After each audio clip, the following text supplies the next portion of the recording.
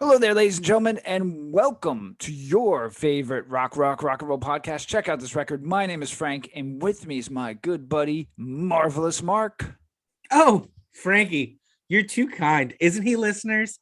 Yep, he sure is. Hey, that's a great point. No one likes a show off, though, Larry, so maybe tone it down a little bit. What were we talking about, Frank? Well, we were talking about how you can find this show, right, on Uh-huh. Spotify, Apple Uh-huh. Podcasts, Amazon Music Podcasts, and these mugs right here Mhm. on YouTube. Wow. Now, Frank, and I will be a bit tangled up with, excuse me, Frank and I will be tangled up in travel over the next couple of weeks coming up. So we'll be dropping episodes every other week for the time being, but we promise they'll be full of the fun, wacky content you've come to know of us. You could say that they'll be packed full of nuts. So just be careful and caution. This podcast may contain nuts. Oh, yes, that's right. It So was made on the same cutting board as I made nuts earlier. yeah. So it's in the same factory, is what you're saying. Yeah. Yeah, I okay. mean, basically, yeah. That's That's where the nuts come from. That's right. That's right. This is our summer schedule, right? So, listen, if you're hearing us for the first time, you may genuinely like us. We've Yeah. been called, just so you know, musical snobs, elitist, even hipsters. As if. And I like to think of us actually as two Matt Pinfields sitting in a pea pod, Mark. That's lifeline is contingent on listening to records. So that's how I always viewed us. Now, that didn't make sense, I know. But listen, we review records here track by track, and we have lots of musical discussions. We do spotlight episodes, might even include some mysteries, and we've only begun to scratch the surface. And I'm happy to say that based on our recent discoveries, we've had some good stuff, right, Mark? Oh yeah, totally. Now, be sure to check out our verse series where we'll pit like two bands or albums or two people we found illegally smuggled into this country against each other and make them duke it out for something we like to call total stereo domination. How was that one? So good. So good. Thank you. Love it. Love it. I was nervous. Oh, you shouldn't be, pal. Okay. Love it. Great tone. Thank you. Great delivery. Uh-huh. I just love it. Oh, good. Good. So be sure to check us on Instagram, Facebook group. Hopefully these episodes will leave you wanting more of our musical goodness. Mark's random nonsense. And of course, if you have a record you want us to check out, drop us a comment wherever you find us while you're there, like, subscribe, give us a review. So I'm going to say this right now. Mark, listen, last week when I mentioned Soul Asylum to you, you said, shut the front door. You're going to make me listen to Soul Asylum. I did say that. So admit it, my Siamese twin, you thought some more hair follicles fell off my head and I just got a little nutty there for a second, right? I have to be honest with you. I had no idea who Soul Asylum really was as a band. I think they were, I just thought they were some dudes who cashed in on that kind of late 80s ballads thing.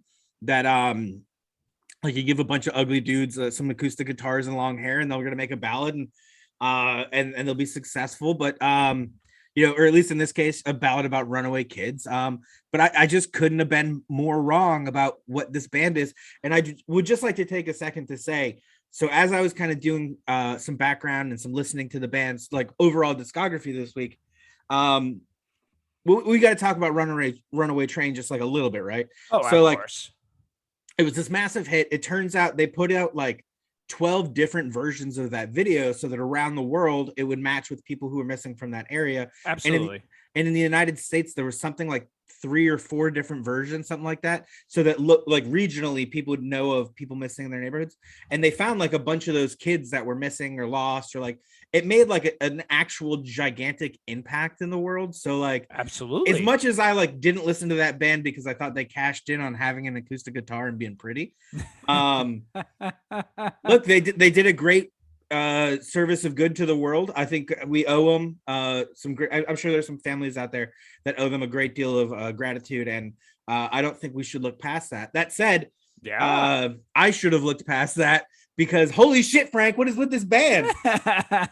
Right. So Soul Asylum, right? Runaway Train. Yeah. Listen, as we said, it's not a bad song at all. And to note too, the song is actually, the intent wasn't for or the subject matter initially actually wasn't runaway children. It was about just Dave Perner's feeling in general. And when they pitched a video idea, it became about that. So there are some Right. different facets to the song.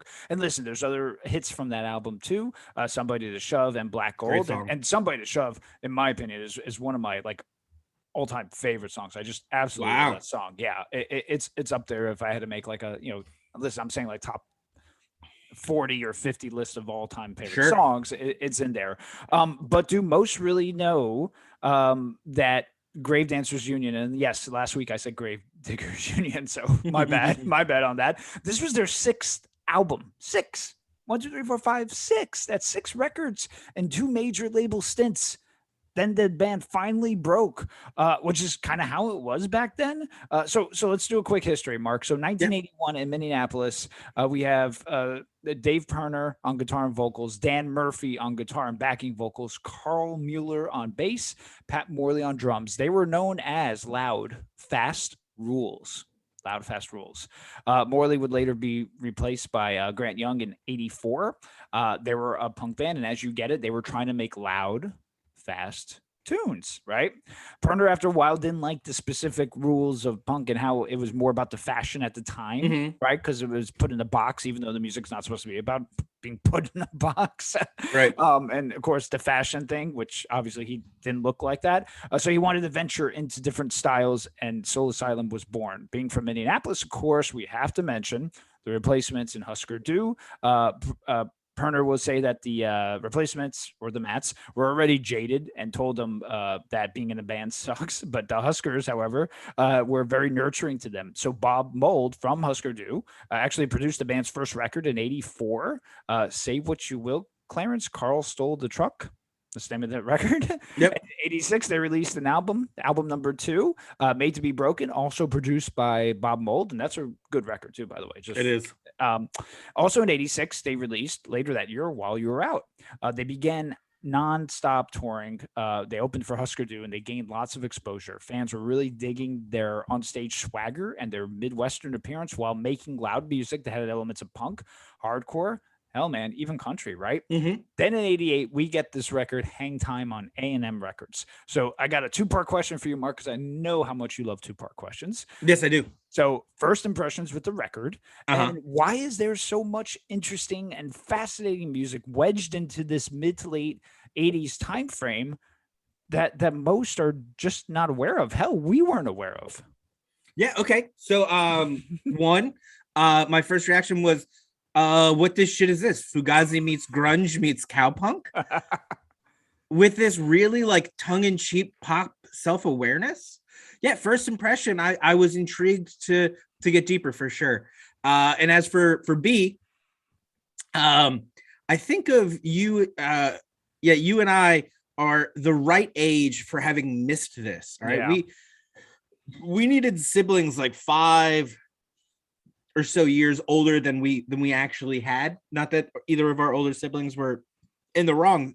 They just weren't in that right spot to have found something like this, Right. which is really interesting. Just because, with you and I being our late 30s, early 40s, we're just missing when this would have been something that we would have found kind of off the mainstream. Totally. And it 1984, when you're, or excuse me, 1988, when you're 6 to 8 to 9 years old, you're gonna miss this. Yeah. It's just kind of like, there's no, unless you happen to have super cool parents that happen to be really into alternative music, you're just not going to hear this for a while. So Yeah. I think that's why we've missed it. And I think that's why what you and I are seeing is that pocket of the late 80s, early 90s is exactly it. Because really, you and I come into musical consciousness somewhere around 1994. Right. Correct. Absolutely. Right. Nailed it. So everything from like, really, I mean, anything alternative 85 to 93, it's fair game that we missed. Yeah, that's actually the exact time frame I'm referring to. And that band I've been into recently too, Thin White Rope, they were around from like that time period, 85 to like 93. So there you go. Yeah. Oh man, that's a great explanation. All righty, Mark, you ready to kickstart this party? Yeah. Yeah, I am. I am You ready for ready? this part. Okay. I wrote something else that I didn't end up reading, and Oh, I was like, maybe I should read that. And I was like, it you makes no can. sense now. No, we're good. Okay. All Party right. So on. party on. Uh-huh. Uh-huh. Uh-huh, So, uh-huh. so let's get into the album. First track you put on, Down on Up to Me. Mhm. Wow, what a way to kick off the album. It's not just your three-chord song. We get riffs, almost a hardcore backbeat. I know to the west in Seattle, grunge, the rumblings were gaining momentum, but Mark, this certainly has some of that flavor, along with some other spices on there. I really Mhm. dug this opening track. Mark, what about you? Yeah, again, I was expecting kind of a five acoustic guitars. I really wasn't trying to swear there. Five acoustic guitars and a mellow drummer, and got this really fun, almost Alice in Chains riff Yeah. right up front with this really cool kind of Fugazi driving drums that create an energy that just really sucks you in. You really find yourself tapping along with this record when it's grooving. Yeah. I really dig this track. One of the things I found myself really appreciating about this album is the way he uses kind of too many words most of the time when he's singing here. Like this song in particular might actually work better as down on to me rather than down on up to me, but it's that extra bit of kind of wordplay that keeps it tied to the kind of like the excess of the music, if that makes sense, Frank. Yeah.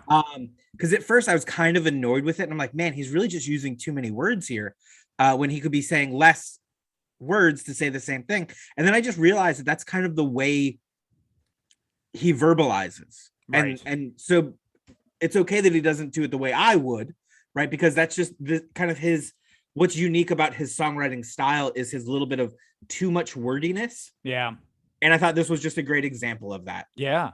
Yeah. Absolutely. Absolutely. And if you listen to him chat too or talk, he's got a very deep, almost baritone voice, and he talks very methodically too. So that could even be Yeah. part of it too.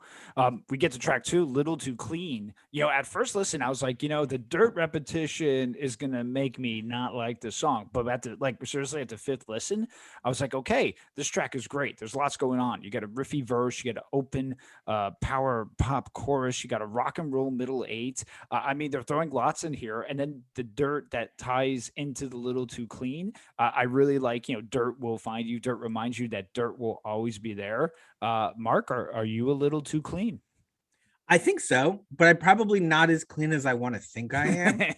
Anyways, you know what I now that I think about this and I listen to this song, I instantly I kind of like it a little bit more, right? Yeah. Because it is kind of that universal thing of like, well, I think I'm clean, and then every time you look, you got to wash your hands again, right? Like, so it really is a lot more substantial than kind of what's on the surface with this song, because I was on the fence about it for a little while there.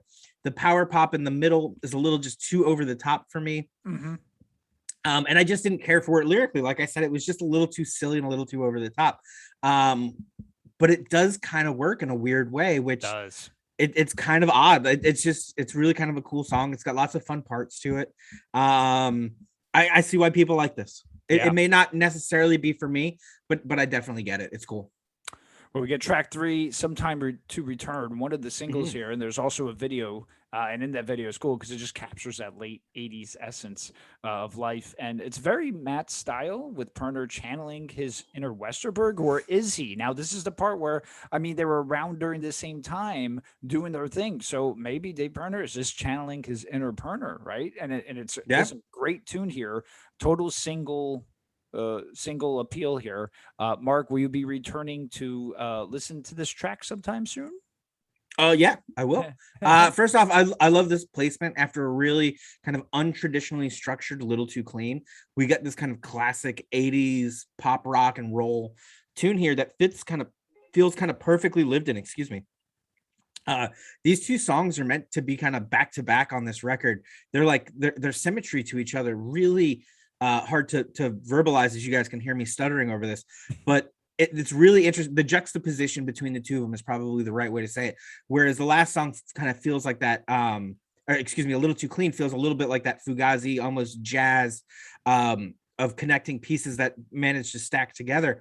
This feels very classic, old school, building a Lincoln log, kind of song here, but Yeah. it really works. And I think the positioning of them together really makes each other shine as to how good the opposite was, because you see that they're not just doing one thing okay, they're doing two really separate styles really beautifully. It's an amazing track. At this point, I'm just not sure what to expect next out of the album, especially on that first playthrough. But I couldn't be more excited. I just so much fun, and this track to re-listen to, you just keep pulling all these great little details out of both of them.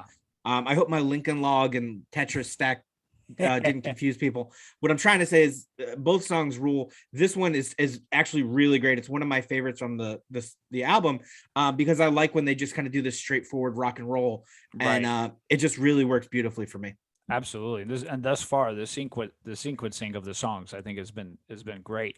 Yeah. Track 4, Cartoon, another single here, penned by actually lead guitarist Stan Murphy, could be one of the most important tracks for me on this record. What? It's nothing fancy musically. Listen, it's your C to D to G and then to the E minor. Oh, of course. Yeah. Call it alternative, call it college rock. I personally don't care what you call it, because this really focuses on, like, to me, like a coming of age time frame mixed with some confusion. At least that's what I was gathering from it. You're in the movies now, and I'm in your cartoon. I love that line. Mark, what cartoons are you watching and perhaps living in? Well, you, sir, are definitely the John Arbuckle to my life as Garfield, the lovable lasagna eating orange cat. That said, I also love this track. And Another Life, this was a traditional seafaring tune, like some old sea shanty in the 1600s. This would have been just a perfect tune for those guys to be singing. Yeah. But here it is, 1986, 88, just kind of like this awesome tune. Could you imagine, Frank? Yes. 100 years from now, or whenever, when the thing that takes over podcasts 35 years from now, when that thing gets taken over, and two Gleep Glops, or whatever the future looks like, are doing a podcast on old music that they found, and they find this record, and they're like, what are cartoons? Yeah. What are movies? Gosh. Yes. And it's just like, because everything's just digitally, like the stories are just put into their Oh my brains, God. and reality is boring, and totally, it's gonna be crazy, man. it's gonna be nutty. And Oh, the song totally rules. That's it. there you go. Oh, I love it. Track 5, Beggars and Choosers. Wow. Listen, what a burner this song is. Like, nice and loud with a catchy as hell chorus. Beggars, choosers, vultures, scavengers, evangelists. In Italian, we call them moochers.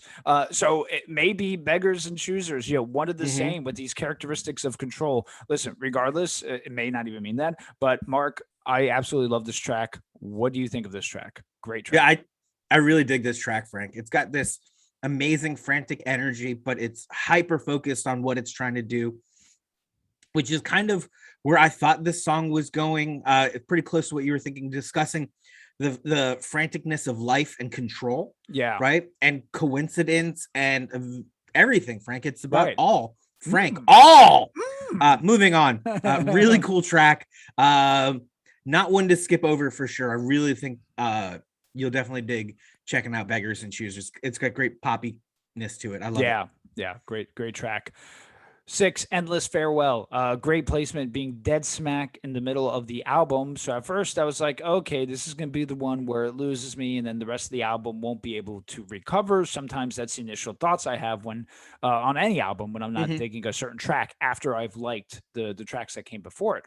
Looking back on the initial reaction, I was wrong. I think this is very ballsy of a track, and it helped the band. I'm sure, of course, later down the road when the 90s came along. Mark, did this seem endless to you, or were you into it? I don't love this one, but it's a solid little number for sure. I just didn't do much. It didn't just do much for me. I agree. I like the choice to put the slower number right here in the middle. Leaves the back and forth.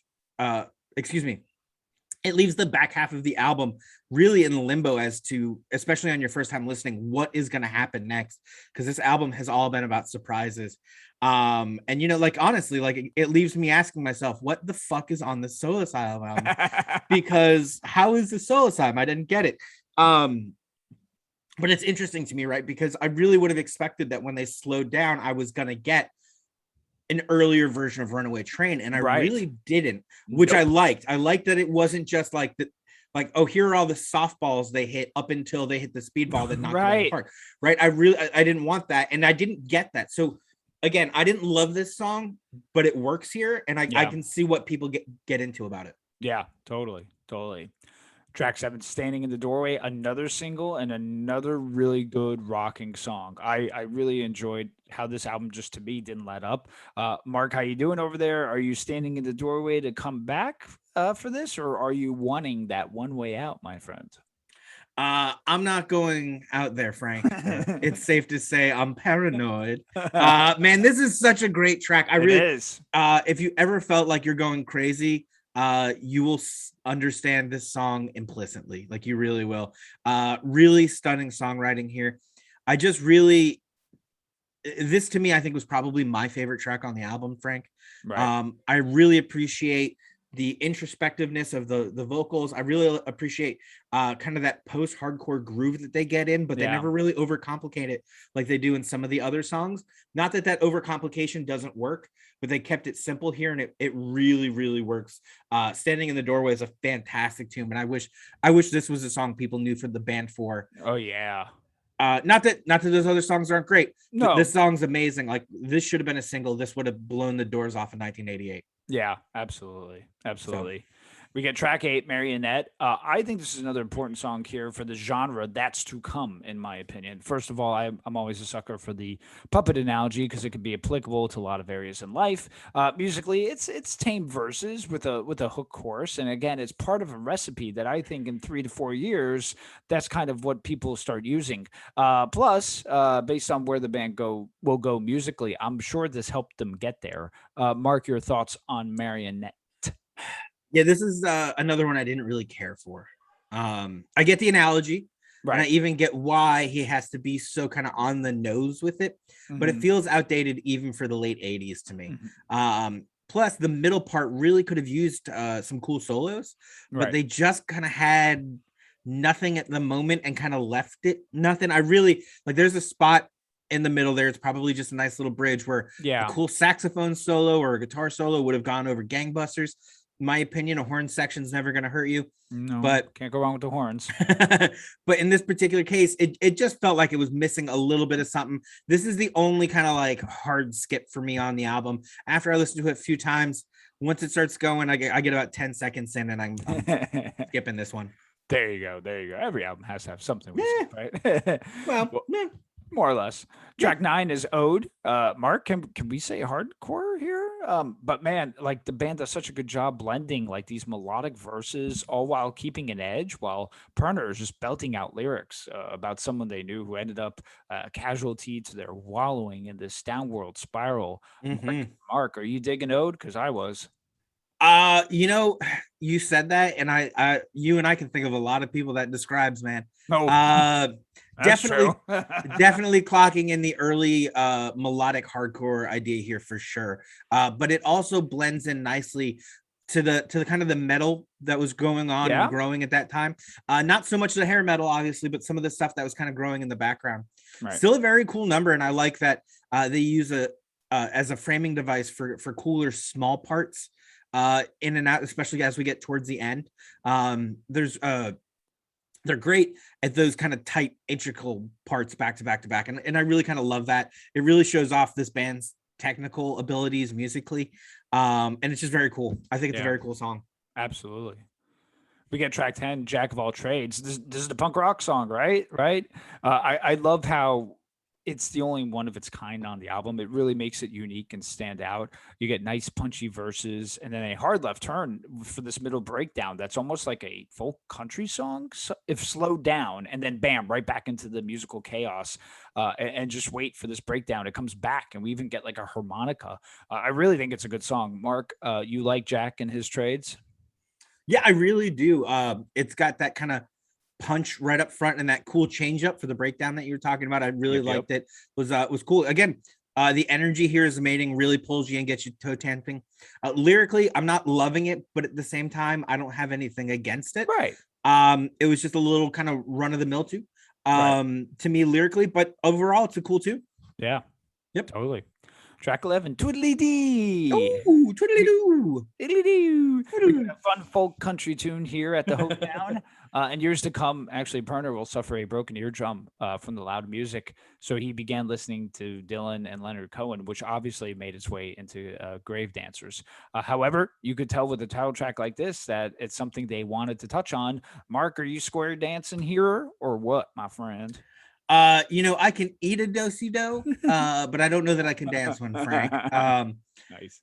This one, it threw me off a bit at first, but when you take a look at this whole album, it really does fit just so nicely. I think the guys, like you and me, Frank, this is a clear nod to roots music, and Yes. is really awesome that the band makes time to put this on the album. And honestly, it makes the band and this album a little bit more endearing to me. Yeah, absolutely, for sure.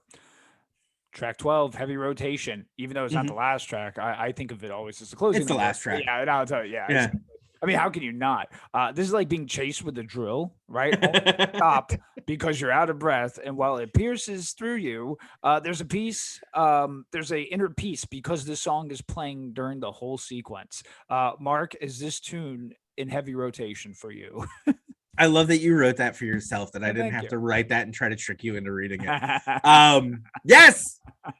And the only thing better than this song is that review of it. Holy shit, dude. Woo! I love the way they're attacking these instruments, adding a huge punch of post-punk aggression in here at the end of the record. Oh my The god. closing line, I'm just trying to live with the way I am. Talk about burning down the stage at the end of a show. Man. Woo!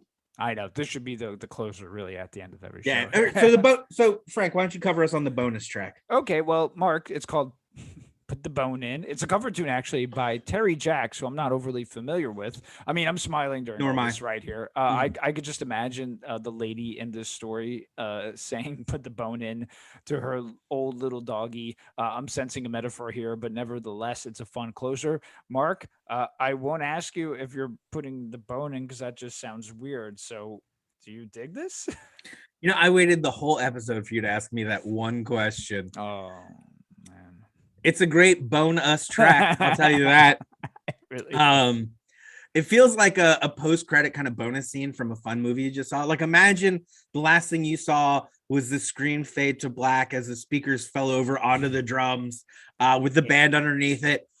And then the song starts, and as you're just kind of sitting there in the theater, like this little campfire comes in front of you, right? Oh. And it's just like it's a little bonfire they started inside the drum set, and they're just sitting around it singing like a little this cute little song as the fucking credits roll. It's perfect, right? It is actually. It's perfect. It's exactly that, and it's a really good time. It's a really sweet little old-timey song that really feels good. Really just kind of makes you appreciate that this band is having as much fun as they can, and you could tell they are, yeah, while creating this music. I really dug it. I think it's the perfect way to end this. absolutely. Whoo, wowee, Mark, that was a interesting episode. Why don't you give us your final thoughts on the record? I genuinely really dig this album, and I have had a blast getting into their catalog. Old and new, there's some really great stuff in there. Okay, so I'm talking about taking a super late pass here on Soul Asylum, which I think is fair. And if you are too, this is a place to start, right? This record does a little of everything and really shows off how versatile the band is. You'll be razzle-dazzled by how slickly 80s pop it was, and you never noticed it, and you'll just be like, I'm so razzle-dazzled, I can't believe I'm trying to make that a catchphrase. And I'd be like, yeah, dude, I'm totally trying to make that a catchphrase. That's right, this is going to grab an 8 out of me, despite the fact that I hard skip Marionette more Which and more is track often. number 8, ironically, but yeah. But that said, I can see the obvious line many people will make between Jack of all trades and that old saying, Jack of all trades, master of none, and this album, with it being so eclectic. But I really think it's a bit too on the nose. They really do all of these styles great justice. They do all the songs really great justice. I really can't just say enough good things. They make some choices I disagree with, but overall, this is a really solid record, and I think if you if you skipped on Soul Asylum because you thought that they were just that 90s band who did a power ballad, there's so much more and there's so much more interesting. Definitely check them out and pick up this record if you can find it, because I will be. Yeah, absolutely. Hands down. Well, the last 3 episodes have been some of my favorites, and we're almost, we're 80 episodes into this, and I love that we're finding, I know, these hidden gems, and also at the same time finding out about ourselves. With all the excess bands in the 90s, Soul Asylum was one of those that I was always okay with admitting to liking, and now that sentiment has been completely cemented by this album, Hang Time. Sure. I mean, listen, 4 albums in, and the band was still just in that self-discovering mode, and this album could have been their coming of age. Not only are the tracks here great, this record, you don't get tired of it or exhausted at all. Maybe it's because of the humble nature of Perner in general, and him not being like some sort of poster child to save a generation. He's all about the music, and he just wanted to write good tunes, and it showed here this display of rock, pre-alternative, punk, melodic hardcore, even country.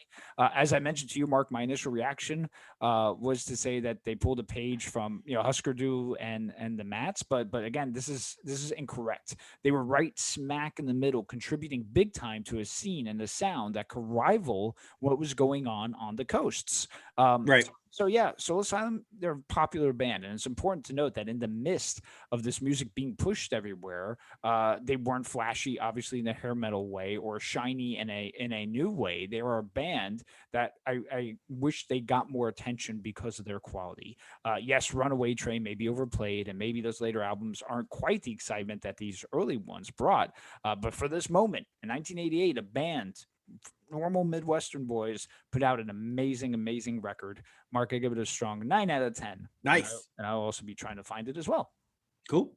So top 10. All right. So since Soul Asylum got real recognition on album 6, let's do top 10 of those who got big maybe after a few records later. Older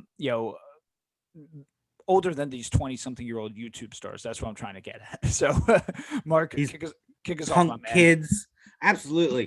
So the first punk kid on my list here is Willie Nelson. Oh, hey. I know I've been torturing you guys by constantly bringing him up and never actually talking about him. But look, he's everyone's favorite stoner farmer grandpa. Yeah. And what most people don't know is that he was 40 when his album Shotgun Willie cracked the Hot 100. Wow. That's right. 1973's Shotgun Willie was the legend's 16th record and the first time he cracked the Hot 100. I think he made it into the 40s, but just cracked the Hot 100. So he probably wasn't in the 40s. He was 40. I'm just reading something I wrote earlier when I wasn't in a right state of mind.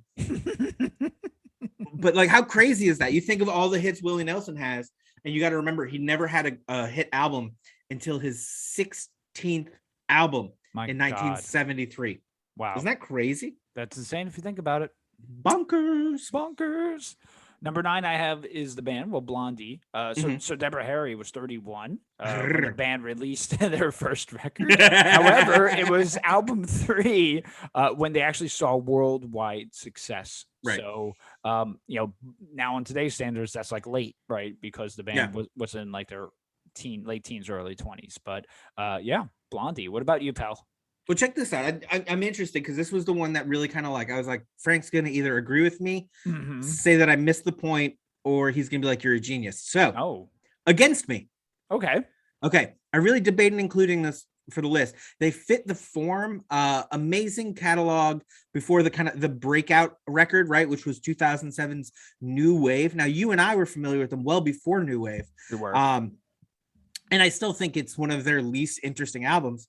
Give me Disco Before the Breakdown, Crime, Reinventing Axl Rose, As the Eternal Cowboy, and Searching for the Former Cloud. Plus, there's all those amazing 7 inches from before. And I'll be a happy listener never to listen to New Wave again. That said, I don't mind the album. I don't mind the albums that follow it. I just feel like this is a band that commercially wasn't successful until 2007, but you and I happen to recognize them much earlier. We got lucky because locally we were in the right place at the right time. Yeah. But I think Against Me is one of those bands that for somebody, they think that New Wave was where it all started for Against Me. And it's just so interesting because their records before that are just so powerful. Yeah, and that's their best records right there too. Yeah. So I agree with you because when we first saw them, Mhm. that momentum was just building, but obviously searching for a form of clarity, well, that wasn't even out. And then when we saw them open for Foo Fighters and or Jimmy Eat World and Foo Fighters, they were the first Mhm. band there. New Wave just came out, so I think if I could recall, I'm probably wrong on this, but I think they did all but one song from New Wave. So they basically played Yeah. all New Wave. So that audience, what they caught, just to your point, was basically New Wave as their first introduction to Against Me. Right. So yeah, absolutely. They're another band. They put out release after release, good releases after good release. New Wave Yeah. came, and that's what did it. I mean, you had like people covering that whole album. I forgot some guy's name, but I remember he like covered their whole album. So Yeah. yeah, okay, good one. I agree with you on that one. I agree. Okay. Number seven, it's not rock and roll, but Andrea Bocelli. Oh, He was 34 when he released his first album, and at record three, he reached success with a top 10 hit in 10 different countries. So dang. yeah, so I know not rock and roll, but I wanted to bring him up. So Oh, very cool. Number 6 on the list is Judas Priest. oh, hello. Little they got famous for Hellbent for Leather, or at least I would argue that. But did you know everywhere else but the US it was called Killing Machine? Oh, Yeah, isn't that cool? Like we suck so much that they had to change it to Hellbent for Leather from Killing Machine. Um so anyways, but Hellbent for Leather housing the song Hellbent for Leather, originally known as Killing Machine in the UK. But that was their 5th album, Frank. So wow. like I think a lot of us get confused, especially with early metal. Now I know that there are like some real like priest heads out there shaking their fists at me, calling me a dumbass, saying of course they knew it wasn't. But look, it was news to me because I've always Right. appreciated Judas Priest. I've never been a big Priest head, but that's where it starts for me. That's where like kind of their icon really begins. So when you look back, Yeah. they had so much more. And I did kind of, as we were doing this, I listened through those first 4 albums. Pretty fucking cool. The first Yeah. one's a little weird. It's like rock and rolla or something like that. It's kind of weird, but it's kind of cool. Like it's not like trippy or anything. It's not like Hawkwind, right? Right. But it's interesting. So Wow. yeah, Judas Priest, man. That's a good one. Hellbent for Leather is number 5, and really those first few albums pretty crazy. Yeah. What you got next? I got Leonard Cohen at number 5. So Okay. debut album at 33, but actually it was 17 years later when he was at 50 years old that Mm-hmm. Hallelujah was released. And of course, that made him a household name, and everyone and their mother covers that song. So there, I mean, Uh-huh. 50 years old, and that song comes out. Yep. So there you go. What do you got? Yeah.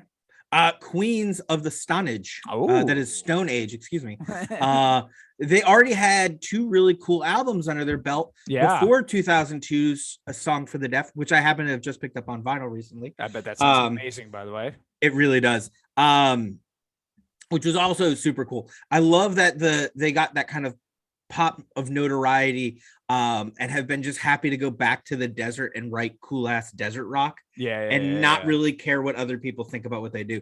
There's a great episode of one of those Anthony Bourdain travel shows. I know he Yep. did like 2 or 3 of them, Yeah. Yeah. where Yeah. he goes and he hangs out with Josh from Queens of the Stone Age. And they just like they go to a flea market and then they make some food and they jam for a little bit. Yeah. And I get it. Like I want to kind of live out in this weird like desert high country or whatever they call it, and like play just cool rock and roll that sounds like it's meant for a Camaro. You know what I mean? That's Like, so awesome. Yeah. And that guy seems cool as hell. I remember some yeah. other guy was like interviewing him, and he's like, "So did you like take guitar lessons?" And he's like, "I learned from an accordion player." And they're like, "Oh, why?" And they're like, "Well, he was the only guy in the desert who like knew music." So he That's like an awesome. accordion player. Yeah. Oh man. Yeah, that guy seems cool as hell, by the way. Yeah. And cool. All right. Number 3 is actually the guitarist from the band Police. Prior to making it at age 35, before that, he was a session guitarist. So Oh, cool. 35 is when things started happening for him and joining the Police. And I thought that was pretty interesting. He was 35. Mark, what say Yeah. you? Well, for number 2, I picked kind of a double. It's Double. Bruce Springsteen. Hey. So Born to Run was his 3rd album, right? And Born in the USA was his 7th album. It's true, actually. For It's the old boss. double. Yeah. Now, Frank, and I will tell you that each and every one of those first 7 albums are absolutely amazing, and each one of them Amazing. has its own real je ne sais quoi, despite only 2 of those records really being what people know for his early work, which is a real shame. Oh, and if I may say, fuck everything since Wrecking Ball, with Thank an you. extra fuck you to Letters to You. See our episode in the archive as to why it's the laziest thing he's ever done, and how encouraging him doesn't get us better music. It makes him a lazier musician. So stop it. Yes. Frank, number 1. Yeah, I love it. And thank you. Thank you for saying that. And I can apply it to the next band too, actually. But listen, oh my God, totally true. First 7 albums, so on point.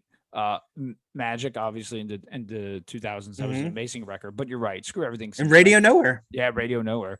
Screw everything since Wrecking Ball. It stinks. Go view our album on Letters to You. It's our most listened to episode, by the way, and our most hated. Yeah, and our most hated. And Mark's 1,000% right. Stop encouraging and being fanboys that everything that they put out is amazing, because then we won't get better. It's not. It's just not. Right. Like, each one of these episodes doesn't get better. Yeah, thank you.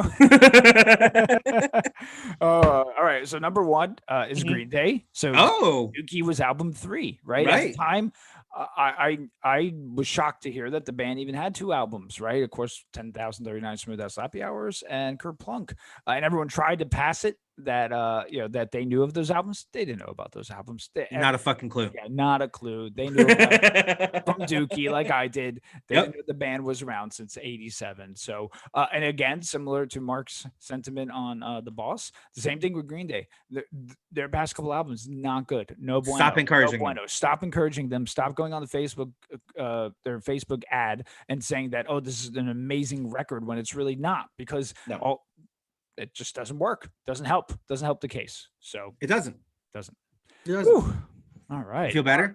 I feel great now. I feel great. so it's summer, Mark. So next week we're on vacation for a little bit, but tell the good folks at home what we're gonna have lined up when we get on back. Well, when we return, we'll be talking about Keith's long-awaited request. Keith. The Black Pumas 2019 self-titled debut album, Black Pumas. Hey. Now, Keith wanted us to do the extended edition. I don't like to do the extended edition unless that's all we have. Proper album. Yeah, we're gonna do the proper album.